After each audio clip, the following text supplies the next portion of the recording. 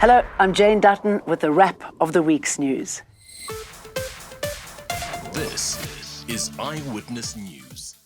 It seemed just too good to last. Loadshedding is back, starting tonight at 5 p.m. That's after more than 10 months of uninterrupted electricity supply. So why? The City of Cape Town will immediately activate 2 stages of load shedding protection for residents until 10 p.m. tonight and all through noon on Saturday. Throughout the weekend, we will protect the city from at least 1 and sometimes 2 stages of load shedding. This comes as NERSA confirms a 12.7% tariff increase for electricity in 2025, starting on April the 1st.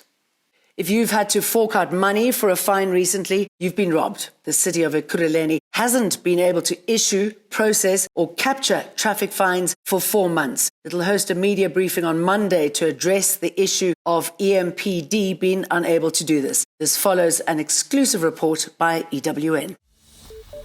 He's not been long in office and already we're feeling it down here. The US president and his sweeping policy changes. The health department says more than 15,000 health workers in the country could be affected by the Trump administration's decision on a near total pause of all US foreign aid. Earlier this week, Trump announced a freeze to the president's emergency plan for AIDS relief, PEPFAR Health.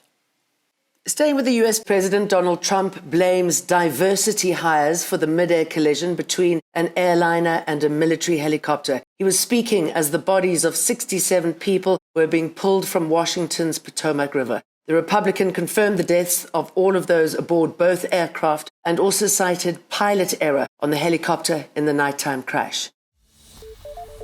Alleged 28 gang boss Ralph Stanfield's younger brother, Kyle Stanfield, his mother-in-law, Barbara Johnson, and Phakamisa Nondabula have been added to the billion-rand fraud cases linked to the City of Cape Town's Housing Directorate. This brings the number of accused in this case involving the city's former human settlements, MMC Malusi Boy, to 29. They're all back in the dock at the Cape Town Magistrates Court today, facing more than 50 serious charges. This week has been dominated by South Africa's role in Democratic Republic of Congo's war. The war on the ground has played out in a war of words between President Cyril Ramaphosa and Rwanda's Paul Kagame, with President Kagame saying that Rwanda is ready for confrontation with South Africa if it comes to that. This follows Ramaphosa's claims that M23 rebels and Rwanda's defense force were responsible for the deaths of 13 South African soldiers. What are your soldiers doing in the DRC? They're there. In combat operations. Well, they're if there. they're in combat operations, they are a legitimate target of all the fighters that are involved in that fight in Eastern DRC. But I can confirm that everything that President Ramaphosa has been able to articulate to the people of South Africa has been in line with the discussions that he has had, and there was no lie or deliberate distortions. We are not there on a frolic of our own, as it is suggested in some of the tweets that you are referring to. Families are worried their sons or relatives will not make it home alive. We just want South Africans to pray for our soldiers for their safe return, and also let the government withdraw the soldiers and don't send any more troops to the DRC. This also happened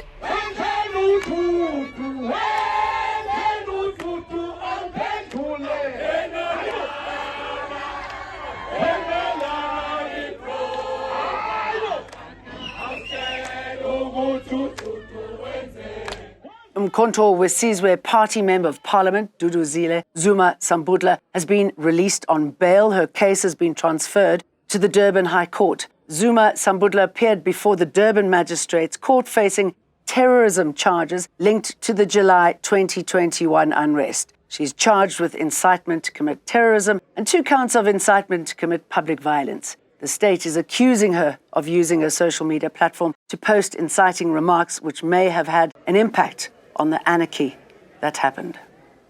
There is nothing in the affidavit of the investigating officer to even remotely suggest that there would be any risk in releasing you on bail. There has been no conditions that have been submitted. Coffee lovers could soon pay up to 40% more for a cup of their favourite Java. Coffee plantations and farms which regularly supply South Africa have been experiencing adverse weather conditions. After months of extreme drought, farmers have endured record-level rainfall. At the moment, we expect coffee prices to remain elevated because Brazil and Vietnam, who are the major producers of coffee, are heavily affected by some climatic conditions. He says this may be the case for a while. We suspect that the coffee prices will remain elevated for some time. And at the moment, if you look at the prices, they are reaching the all-time high in various markets. And I think that if you are in South Africa, you can expect that for March of 2025, you will pay relatively higher prices for your coffee.